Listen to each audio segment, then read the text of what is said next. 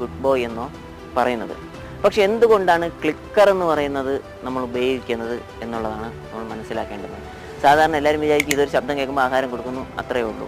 എന്നാൽ ഇതിൽ ഒരുപാട് കാര്യങ്ങൾ ഉണ്ട്, ഒരുപാട് അർത്ഥങ്ങളുണ്ട് എന്നുള്ളതാണ് ഈ ക്ലിക്കർ മെത്തേഡിൽ നമ്മൾ മനസ്സിലാക്കേണ്ടത്.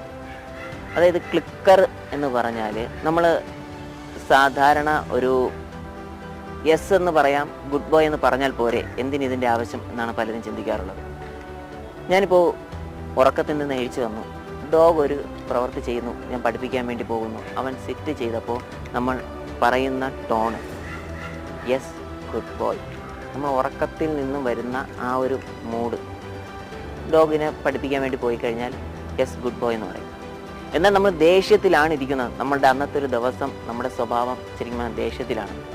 ഡോഗ് ഒരു പ്രവൃത്തി ചെയ്യുമ്പോൾ നമ്മൾ പറയുന്ന ടോണിൻ്റെ വേരിയേഷൻ എന്ന് പറയുമ്പോൾ യെസ്